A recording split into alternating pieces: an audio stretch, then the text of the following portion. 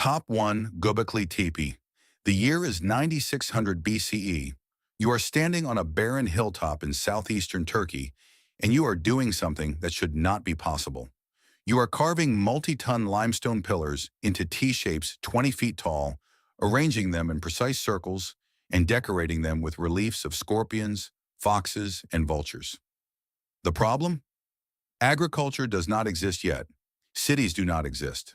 According to everything we know about human development, you are supposed to be a nomadic hunter-gatherer, scratching survival from the landscape. Instead, you are building a temple complex that will take 300 years to complete, and when you are finished, you are going to bury it on purpose and walk away forever. This is Göbekli Tepe, and it breaks every rule we thought we knew about the birth of civilization. German archaeologist Klaus Schmidt began excavations in 1995 after noticing limestone fragments locals had been removing for decades. Ground-penetrating radar revealed at least 20 stone circles buried beneath the surface.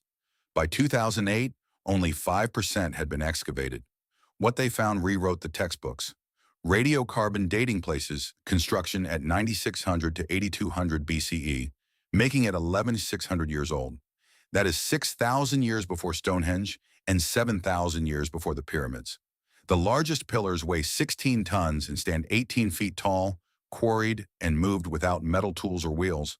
Schmidt's 2006 survey identified carved animal reliefs representing at least 40 different species rendered with stunning artistic skill. The site covers 22 acres, and geomagnetic surveys detect 200 more buried pillars still underground waiting to tell their stories. The precision is what makes historians uncomfortable. Multiple enclosures are aligned to specific stars, Sirius, Deneb, Vega, according to research by Giulio Mali published in 2013. This was not casual stargazing. This was sophisticated astronomical knowledge being permanently encoded in stone. Yet when archaeologists searched for evidence of habitation, they found nothing. No cooking fires, no trash middens, no domestic structures. This was not a settlement, it was purely ceremonial. A pilgrimage site built by people who supposedly did not have the social organization to create pilgrimage sites. Then comes the strangest part. Around 8000 BCE, the entire complex was deliberately filled in with limestone, rubble, and soil. Not abandoned and left to decay, but methodically buried stone by stone, preserving it perfectly beneath the earth. The standard archaeological explanation is straightforward. Hunter-gatherers occasionally gathered for ceremonial purposes, and construction was sporadic, taking place during seasonal assemblies. Once agricultural societies developed elsewhere, the site lost religious significance and was abandoned, naturally filling in over millennia. It is a slow, gradual process that fits our understanding of cultural evolution. But that does not explain the deliberate burial. Natural abandonment creates layers of windblown dust, collapsed roofs, and gradual decay. Göbekli Tepe was filled in while it was still in use, carefully protected from the elements. Someone made a decision to erase it from the landscape at the height of its ceremonial importance. That is not abandonment. That is preservation or concealment. Some researchers ask harder questions. What if this was not the beginning of civilization, but the end of something? What if the builders possessed knowledge being lost, not gained?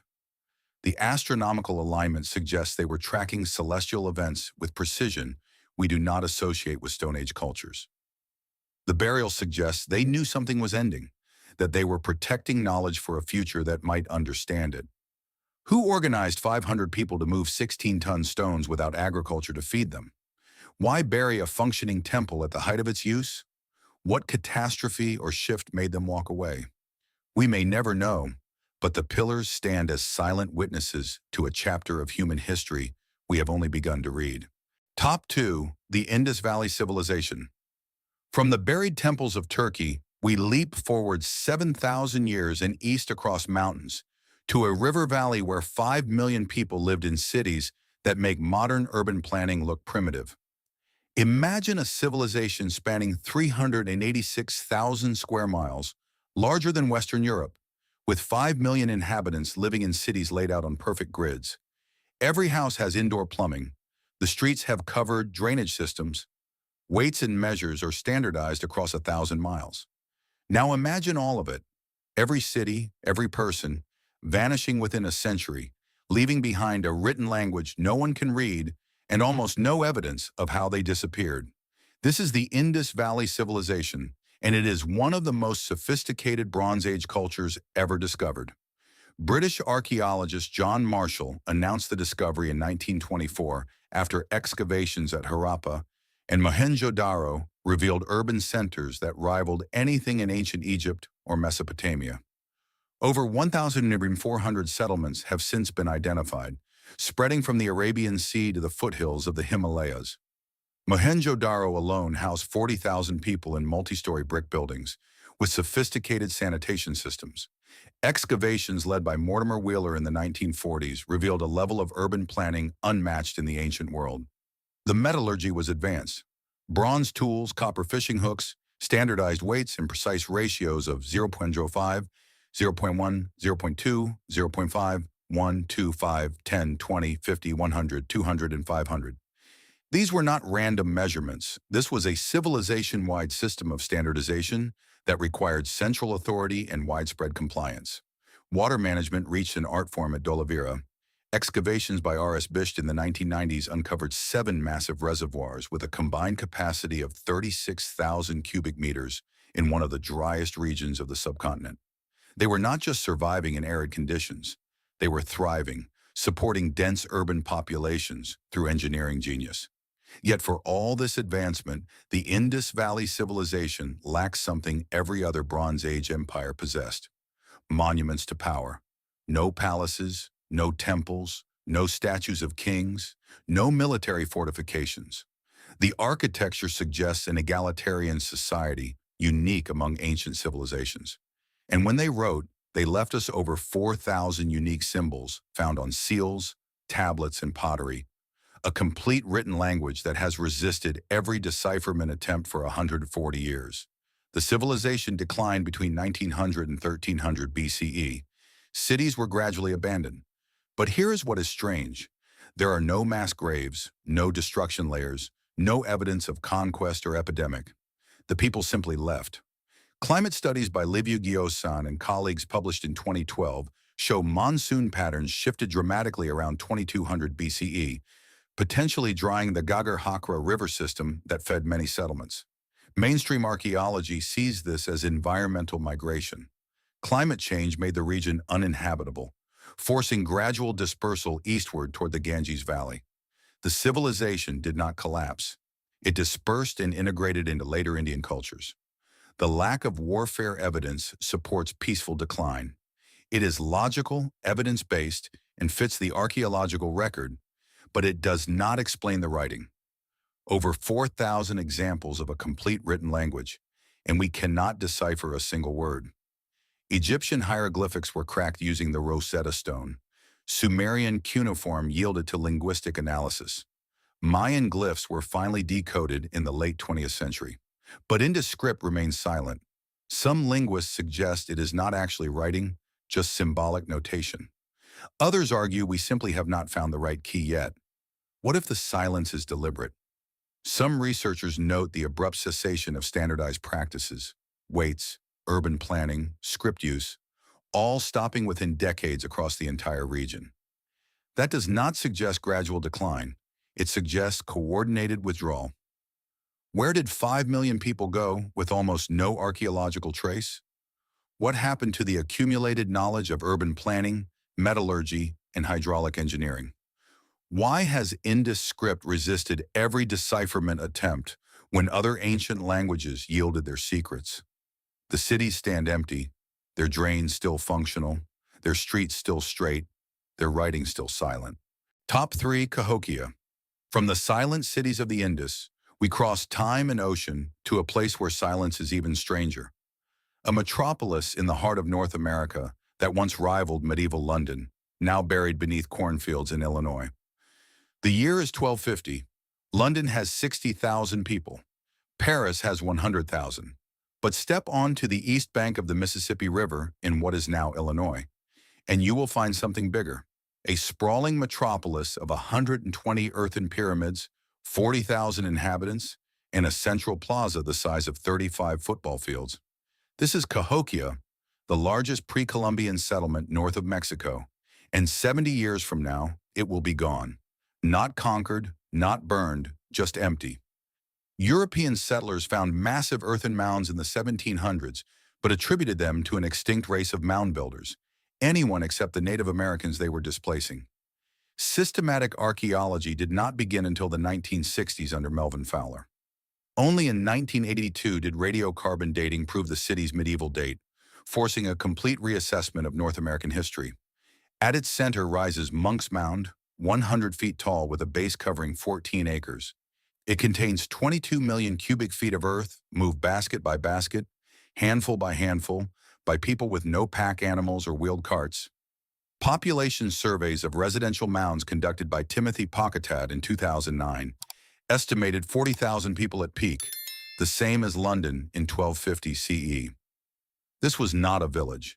This was a major urban center with all the complexity that implies: social stratification, organized labor, long-distance trade, and political authority.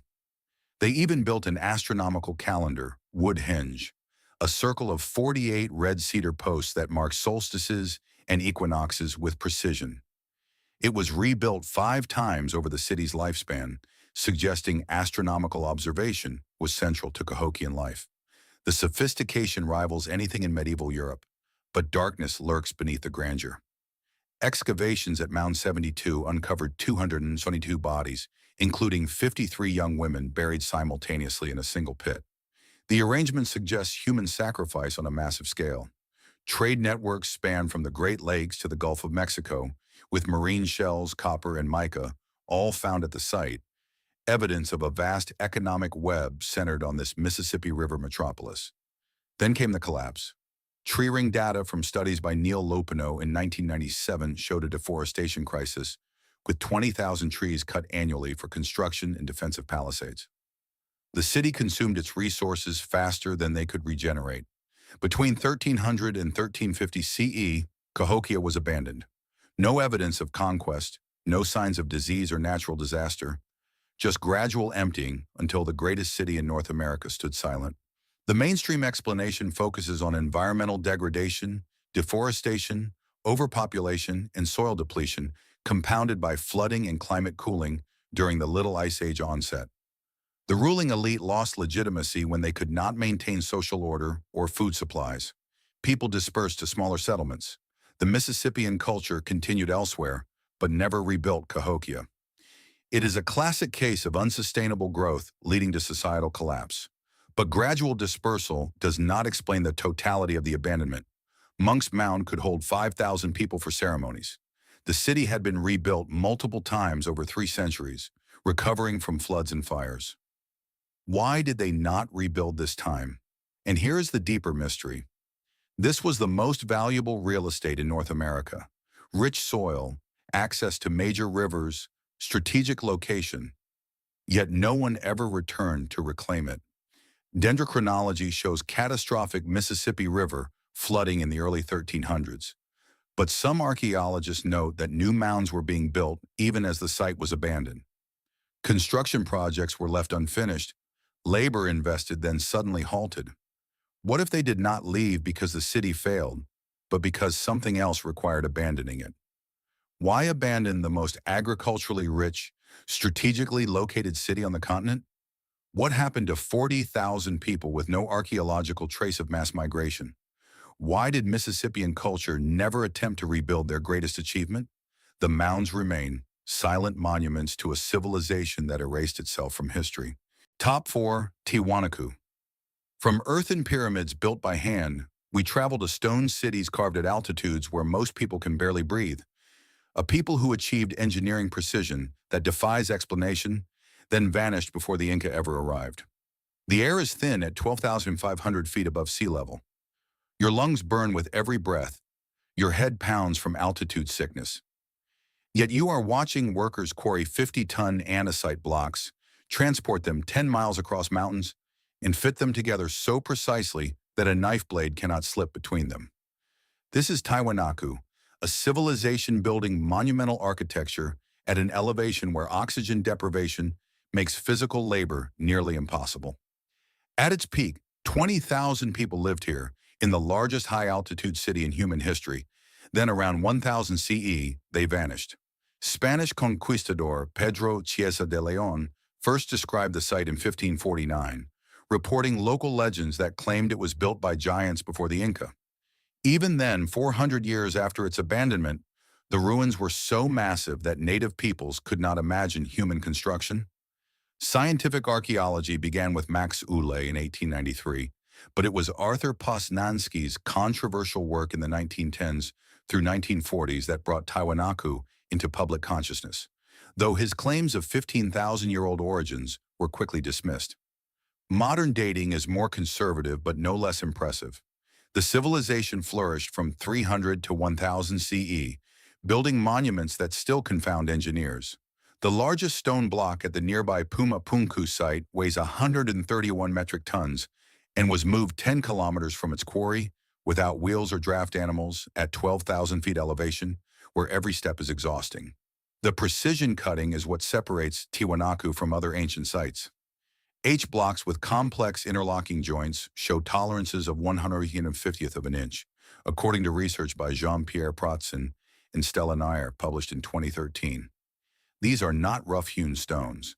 They are precision-engineered components that fit together like a three-dimensional puzzle. Modern stonemasons struggle to replicate this accuracy at sea level with power tools. The Akapana Pyramid stands 700 feet wide at the base, originally 56 feet tall, containing 2.6 million cubic feet of stone and earth. It was not just big, it was astronomically aligned, sophisticated in drainage, and structurally complex. But the real engineering marvel was agricultural. Advanced terraces called suka colas covered 190 square kilometers, using water's thermal mass to prevent frost damage in the frigid highland climate. This was not subsistence farming, this was industrial-scale agriculture, feeding hundreds of thousands.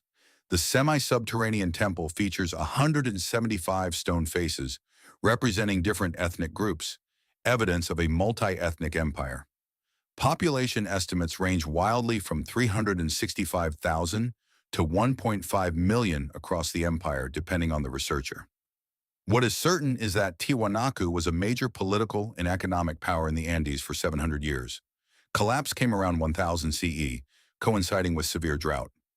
Ice core data from Lonnie Thompson and colleagues published in 1998 shows a 300-year dry period beginning around 950 CE. Lake Titicaca levels dropped dramatically, destroying the raised field agricultural system that fed the empire. Mainstream archaeology presents this as straightforward environmental collapse. Climate change made the region uninhabitable. Unable to sustain the population, the civilization fragmented into smaller settlements in the lowlands. The Inca later incorporated survivors into their empire, absorbing what remained of Tiwanaku culture. It is logical and supported by climate data. But the drought theory does not explain how engineering knowledge simply vanished. The Spanish found the ruins being used as a quarry by local people who had no memory of how the original stones were cut or moved. In just a few centuries, descendants of this civilization forgot their greatest achievements. How does that happen? Recent studies by John Janasek, published in 2008, suggest political upheaval and elite competition destabilized the empire before drought delivered the final blow. Evidence of rapid abandonment appears at some sites, unfinished monuments and tools left in place at Pumapunku, as if workers simply stopped mid-project and walked away. That does not fit gradual environmental decline. That suggests crisis. How did they achieve precision stone cutting that modern stonemasons struggle to replicate, especially at oxygen-starved altitudes? Where did the engineering knowledge go? And why could descendants not replicate even simplified versions? What caused the apparent sudden abandonment of unfinished construction projects? The stones know, but they are not talking. Top 5. The Minoans. From the Andean heights, we descend to the Mediterranean, to an island where Europe's first literate civilization built palaces of unmatched sophistication, then vanished in fire and catastrophe. The year is 1700 BCE. You are walking through the palace at Knossos on the island of Crete. The walls are covered in vibrant frescoes of dolphins, octopi, and bull leapers frozen in impossible acrobatic leaps. Multi-story buildings with advanced plumbing surround you. Running water flows through terracotta pipes. Ventilation systems channel cool air through the corridors. This is the Minoan civilization, Europe's first literate culture, a Bronze Age society more sophisticated than anything the mainland Greeks have ever seen. In 200 years, most of it will be buried under volcanic ash and tsunami debris. The survivors will never recover. British archaeologist Arthur Evans began excavating Knossos in 1900, uncovering 1,300 rooms spread across 150,000 square feet. He coined the term Minoan after the legendary King Minos, and what he found revolutionized our understanding of European prehistory. This was not primitive. This was palatial culture with indoor plumbing, flush toilets, and ventilation systems not matched in Europe until the Roman Empire 1,000 years later. The Minoans developed writing. Linear A script appears on over 1,500 clay tablets, carefully preserved in palace archives.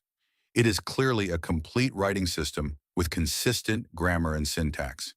Yet despite 120 years of intensive study by the world's best linguists, we cannot read a single word. The script remains one of archaeology's most frustrating mysteries. At its height, the Minoan thalassocracy, their sea empire, controlled trade routes from Egypt to Sicily. Minoan pottery has been found across the entire Mediterranean, evidence of far-reaching commercial networks. They were wealthy, powerful, and culturally dominant, influencing art and architecture throughout the Aegean world. Then came the eruption. The island of Santorini, ancient Thera, sits 70 miles north of Crete. Around 1628 BCE, based on ice core dating, it exploded with force 100 times greater than Mount St. Helens. Ash fell across Crete, darkening the skies. But worse was the tsunami. Deposits found 40 kilometers inland on northern Crete by John Bruins, and colleagues in 2008 suggest waves over 40 feet high, slamming into coastal settlements. Entire port cities would have been obliterated in minutes. Yet here is the timeline problem. Radiocarbon dating and ice cores point to 1618 BCE for the eruption, but Knossos and other palaces show major destruction around 1450 BCE, 200 years later. The palace fires do not contain volcanic ash. They show signs of deliberate destruction. Walls torn down, precious objects smashed. Something else happened, something that had nothing to do with volcanoes. Around 1450 BCE, Mycenaean Greeks from the mainland took control of Crete. They spoke early Greek and used Linear B script, which we successfully deciphered in 1952. Linear B tablets found at Knossos show Greek administration of a formerly Minoan palace. The takeover was complete. Within a few generations, Minoan culture was absorbed, transformed, and ultimately lost. Then came the broader Bronze Age collapse around 1100 BCE, when civilizations across the eastern Mediterranean fell within decades. The Mycenaeans themselves disappeared. The palace system collapsed. Writing was lost for 400 years. Europe descended into a dark age. Mainstream archaeology sees natural disaster followed by opportunistic conquest. The Thera eruption weakened Minoan civilization through ashfall, tsunamis, and climate disruption. Mycenaean Greeks invaded during this period of vulnerability, taking control of a weakened culture. Later, the Bronze Age collapse destroyed both civilizations as part of a broader systems failure affecting the entire region. It is sequential, logical, and evidence-based, but the timeline creates problems. 200 years passed between the eruption and the palace destructions. That is 8 generations. If the eruption was the cause, why the delay?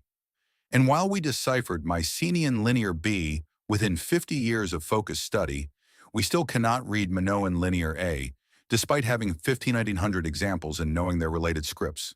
The languages share symbols and the structure is similar, yet one speaks and one remains silent. What if the Minoans deliberately encoded their knowledge in ways meant to remain secret? Some scholars suggest the eruption was merely coincidence, that Minoan collapse stemmed from internal political upheaval. Recent archaeological work by Jan Driessen, published in 2019, suggests civil conflict occurred before any natural disaster, that palaces may have been deliberately burned during internal power struggles. Why can we not decipher Linear A when we successfully decoded related Linear B? Did the Minoans have advance warning of the eruption based on seismic activity? Where did the Minoan population go? And why is there no clear archaeological continuation? Europe's first civilization was erased so thoroughly that even its writing refuses to speak. Top 6. Ancestral Pueblones. From Mediterranean palaces to American cliff dwellings, we cross an ocean to a people who built cities in the most unlikely places imaginable, vertical sandstone walls, then climbed down and never returned. You are standing at the bottom of a sandstone canyon in southwestern Colorado, neck craned upward, looking at Cliff Palace. It rises 700 feet above you, tucked into a massive cave alcove in the canyon wall. 200 rooms, 23 circular kivas for ceremonies, and stone masonry walls 3 stories high. Wooden ladders and hand-carved toe holds provide the only access. Somehow, people carried every stone, every timber, and every drop of water up there and built a thriving community that housed over 100 people. For 3 centuries, they lived in these impossible cliff dwellings, developed sophisticated astronomical knowledge, and created intricate pottery and basketry. Then, in the late 1300s, they climbed down, walked away, and never came back. Cowboys Richard Wetherill and Charlie Mason discovered Cliff Palace in 1888 while tracking cattle through Mesa Verde. What they found seemed impossible. Entire cities built into vertical cliff faces, accessible only by rope and ladder, abandoned but perfectly preserved by the dry desert air. Their discovery launched southwestern archaeology as a discipline. The breakthrough came in the 1920s when A. E. Douglas pioneered dendrochronology, tree ring dating, using timber from these exact sites. For the first time, archaeologists could date ancient construction to the exact year. Cliff Palace was built between 1190 and 1260 CE, stone by stone, room by room, at the peak of what we now call the ancestral Puebloan civilization. But Cliff Palace was just one city in a vast network. Pueblo Bonito in Chaco Canyon, 150 miles south, contained over 650 rooms rising 5 stories tall. Its walls were precisely aligned to solar and lunar cycles, tracking celestial movements with architectural astronomy. At Fajada Butte, Anna Sophia discovered the sun dagger in 1977, a spiral petroglyph that perfectly marks solstices and equinoxes through carefully positioned light shafts. This was not accidental. This was encoded astronomical knowledge. They built roads, 400 miles of straight, 30-foot wide roads connecting communities across the Four Corners region. The roads are so straight and uniform, they are only fully visible from the air, suggesting planning on a regional scale. Population estimates for the greater Chaco region range from 5,000 to 20,000 at peak, according to Lynn Sebastian's research in 1992. Then came abandonment. Between 1275 and 1300 CE, the entire Four Corners region was evacuated. Tree rings record a 24-year drought, one of the worst in the region's history. But here is what is puzzling. Many earlier droughts occurred without abandonment. Some were even worse. Yet this one triggered complete regional evacuation. Mainstream archaeology presents this as environmental migration. Prolonged drought combined with soil degradation and deforestation made the region uninhabitable. The population migrated south to the Rio Grande Valley and west to modern Hopi lands in Arizona. This was adaptation, not collapse. Modern Puebloan peoples, the Hopi, Zuni, and Rio Grande Pueblo, claim direct descent and have oral traditions describing migrations rather than disaster. It is a survival story, not a tragedy. But migration does not explain the totality of the abandonment. They left behind irreplaceable astronomical knowledge encoded in stone. The Sun Dagger site tracks the 18.6-year lunar cycle, a sophisticated understanding of celestial mechanics requiring generations of observation. Why abandon centuries of accumulated knowledge? And if drought was the cause, why did they not return when rains resumed after 1300 CE? Recent studies by Timothy Kohler and colleagues published in 2014 paint a darker picture. Evidence of violence and social upheaval precedes the drought. Kiva murals show warriors in conflict. Some skeletal remains bear marks of violence. The controversial evidence of cannibalism at some sites documented by Christie and Jacqueline Turner in 1999 suggests social breakdown and ritualized violence. Though this interpretation remains hotly debated, some archaeologists propose the cliff dwellings themselves were defensive. Cities built in inaccessible locations out of fear rather than choice. Daily life would have been incredibly difficult. Every drop of water, every basket of corn, and every piece of firewood had to be carried up rope ladders. That is not convenience. That is security. What were they afraid of? Why build cities in nearly inaccessible cliff alcoves requiring dangerous daily climbs? What caused the synchronized regional abandonment when similar droughts had occurred before without evacuation? Why did they not return when climate conditions improved after 1300 CE? The cliff dwellings stand empty, their astronomical alignments still marking the sun's passage, their builders long gone. Top 7. The Aksumite Empire. From cliff cities to towering obelisks, we travel to Africa to an empire that once challenged Rome itself, then disappeared so completely from historical consciousness that medieval Europe forgot it ever existed. The year is 400 CE. You are standing in the capital of an African empire that controls trade routes stretching from the Roman Empire to India. Granite obelisks tower above you, 100-foot monoliths carved from single stones and erected with engineering precision rivaling anything in Egypt. Coins minted with royal portraits circulate from Jerusalem to Ceylon. This is Aksum, one of the four great powers of the ancient world alongside Rome, Persia, and China. The Persian prophet Mani named it so, ranking Aksum with the greatest empires of the age. In 500 years, the world will forget it existed. German archaeologist Enno Littmann conducted the first systematic study in 1906, revealing the scale of Aksumite architecture. Extensive excavations in the 1960s under Ethiopian and international teams uncovered palaces, monuments, and industrial complexes showing sophisticated urban planning. UNESCO designated it a World Heritage Site in 1980, bringing renewed attention to Africa's forgotten superpower. The numbers are staggering. The Great Obelisk of Aksum stood 97 feet tall, weighing 517 tons, carved from a single block of granite. It fell during erection, shattering, a monument to ambition that exceeded capability. But others succeeded.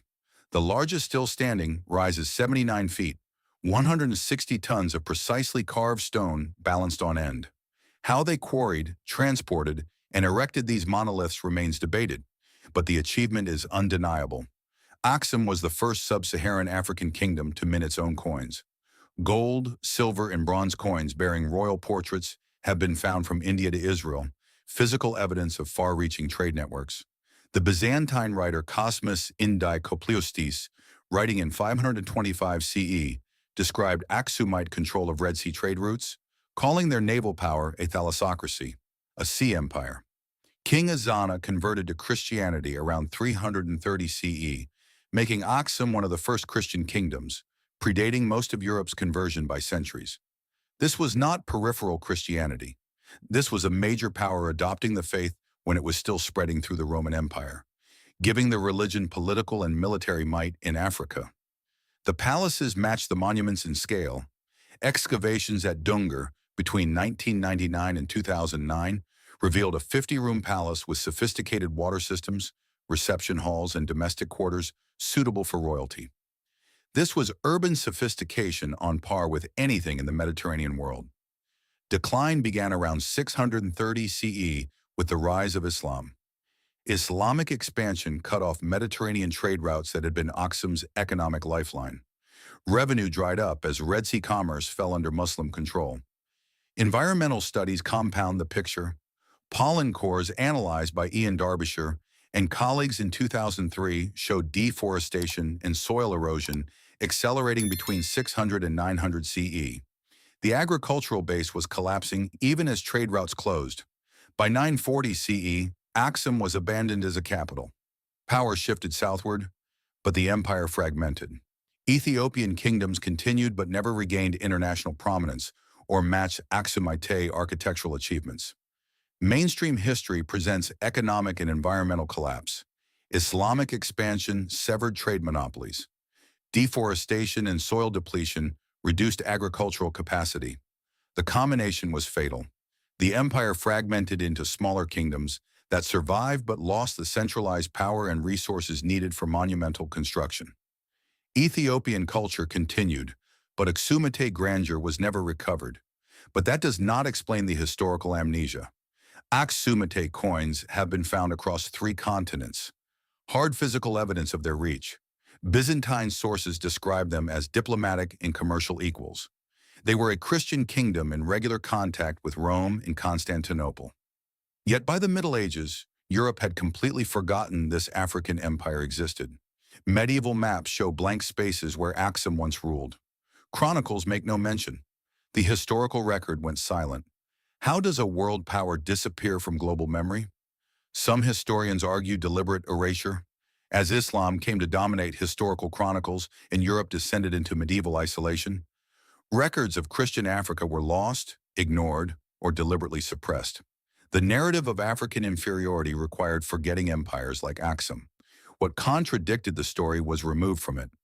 Recent archaeology keeps proving Axum was far more advanced than previously believed. Each excavation reveals greater sophistication, wider trade networks, and more impressive engineering. We are rediscovering a civilization that was deliberately forgotten. How did they quarry, transport, and erect 500-ton obelisks without metal tools, wheels, or modern mathematics?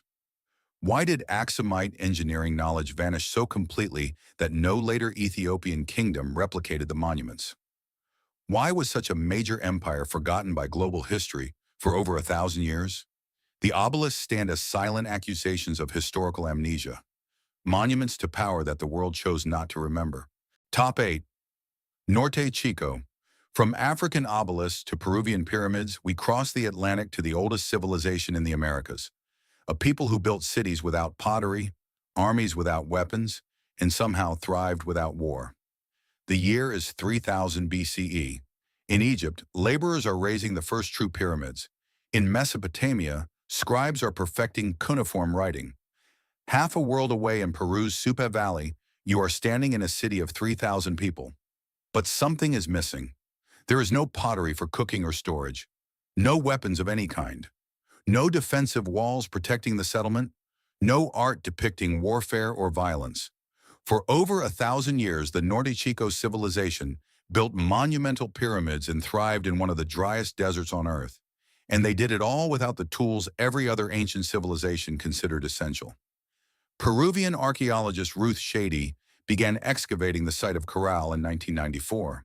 What she found seemed impossible. When radiocarbon dates came back in 2001, the archaeological community was shocked. 3000 BCE, that made Corral contemporary with Egyptian pyramids and 1,500 years older than any other civilization in the Americas. The implications were staggering. Everything we thought we knew about New World development was wrong. Corral's main pyramid covers 4 hectares at the base, rising 60 feet into the desert sky. Construction required moving 16,000 cubic meters of stone and earth. According to Shady's 2001 publication, the labor organization alone indicates complex society. But Corral was just one city in a network. 25 Norte Chico urban centers have been identified, the largest housing over 3,000 people. The radiocarbon dates are precise. Reed-woven bags used in construction tested to 2627 BCE plus or minus 35 years. The bags themselves became the time capsules preserved in Peru's arid climate for nearly 5,000 years. This was not gradual village growth. This was urban planning from the start. Here is what makes Norte Chico unique. Zero pottery, not primitive pottery, not crude ceramics, nothing. For over 1,000 years of urban living, they created no pottery whatsoever. In archaeological terms, that is unheard of. Pottery is considered essential to settled life, necessary for food storage, cooking, and water transport. Yet Norte Chico thrived without it. No weapons either. Jonathan Haas and Winifred Creamer published findings in 2006 documenting the complete absence of weapons, defensive fortifications, or art depicting warfare across all Norte Chico sites. No spear points, no clubs, no defensive walls, no battlements, no images of combat or conquest. A civilization built on something other than violence. Their economy was ingenious. Advanced irrigation systems channeled seasonal rivers to support cotton and squash cultivation, but the real wealth came from the sea. Massive quantities of anchovy remains suggest a maritime economy. Coastal communities fished. Inland communities grew cotton for nets. The exchange created interdependence, trade networks that required cooperation rather than conquest. Some researchers propose this is where the Quipu system originated, knotted strings for recording transactions, predating the Inca use by 4,000 years. Abandonment came around 1800 BCE, coinciding with a climate shift. El Niño patterns intensified, disrupting both ocean currents and river flows. The fishing-agriculture balance collapsed. Without pottery for storage and no military force for conquest, Norte Chico could not adapt. Mainstream archaeology explains Norte Chico as a unique adaptation. A maritime economy plus cotton cultivation created social complexity without warfare. When climate changed and El Niño strengthened, the specialized economy could not withstand the disruption. Population dispersed, sites were abandoned, and the civilization ended. It is environmental determinism, simple cause and effect. But it does not explain the pottery absence. Every other early civilization, without exception, developed pottery for storage and cooking.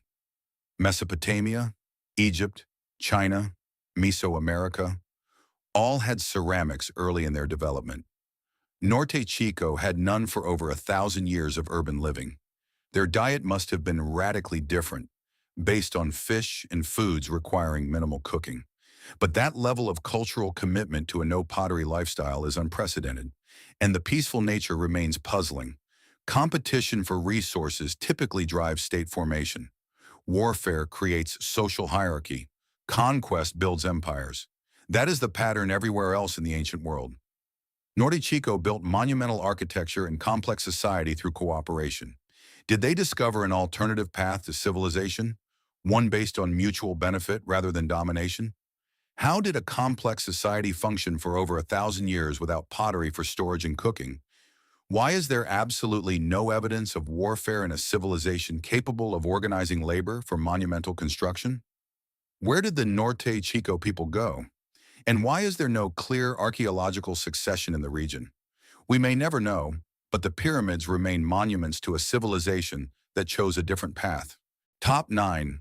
The Khmer Empire.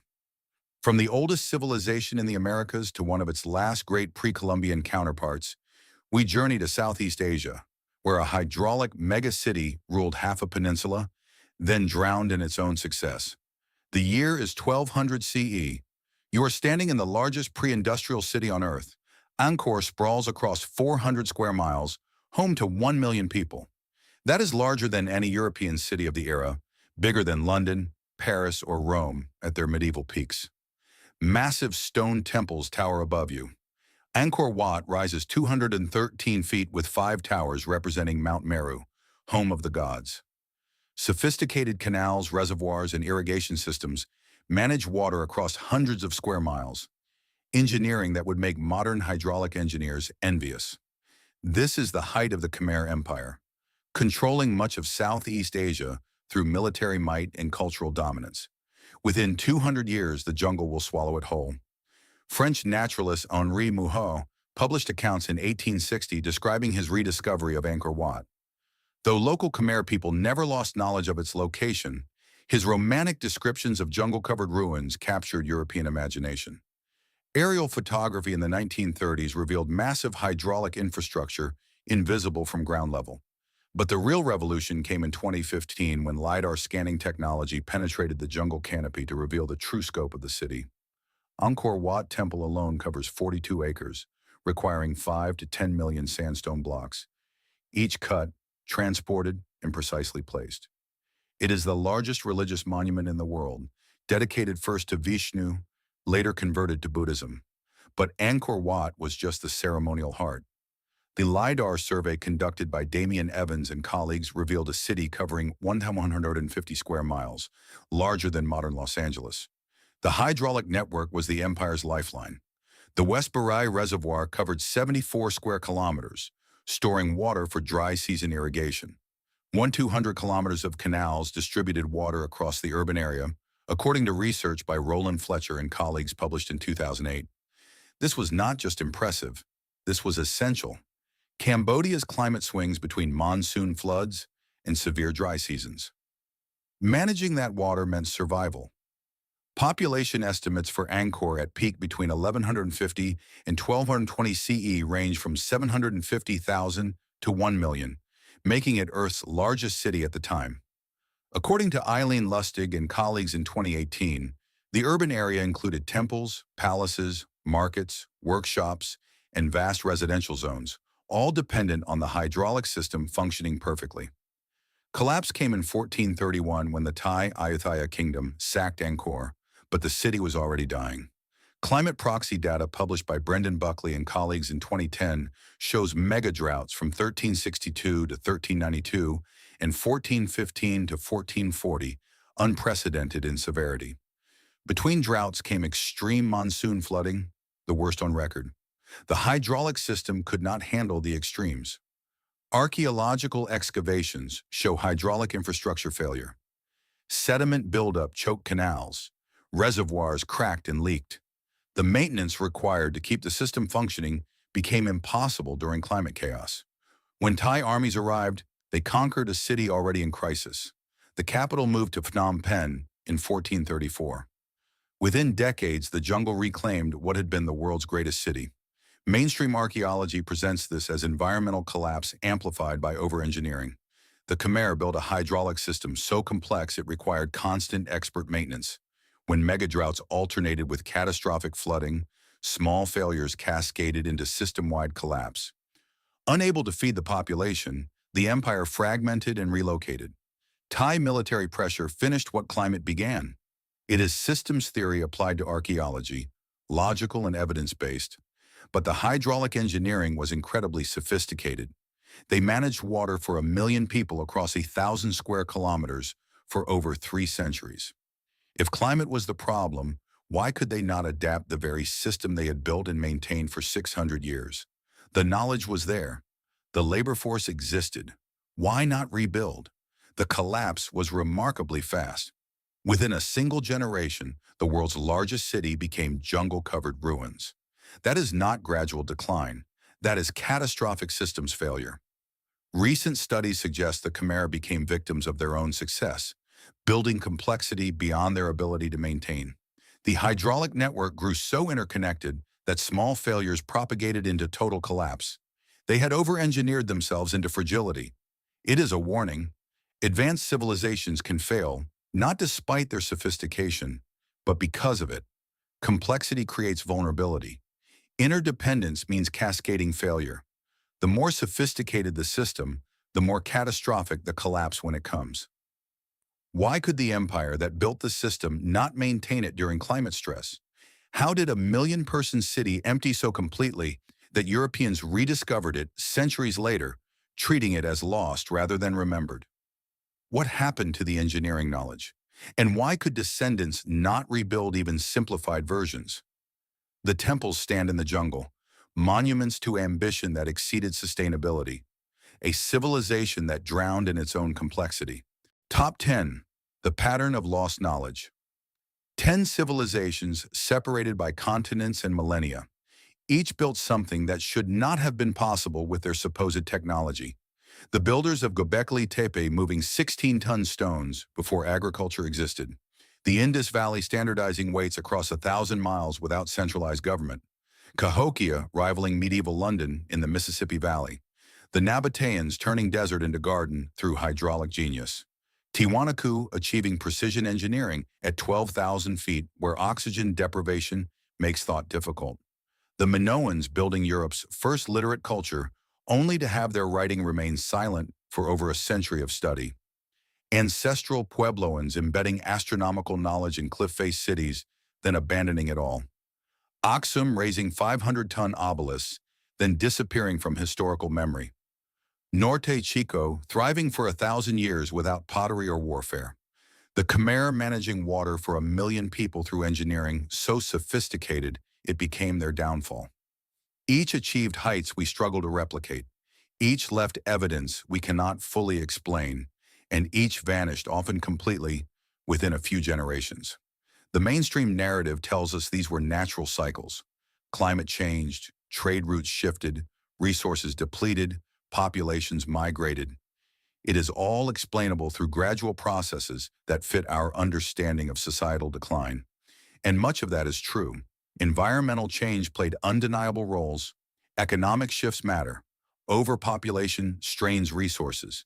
These are real factors with real evidence. But look closer at what was lost. Göbekli Tepe was not abandoned. It was buried, deliberately preserved or concealed. The Indus script will not speak after 140 years of dedicated study, while we deciphered related scripts in decades.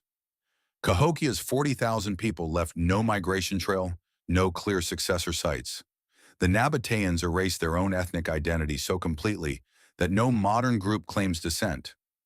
Tiwanaku's engineering knowledge simply vanished, leaving descendants unable to explain or replicate.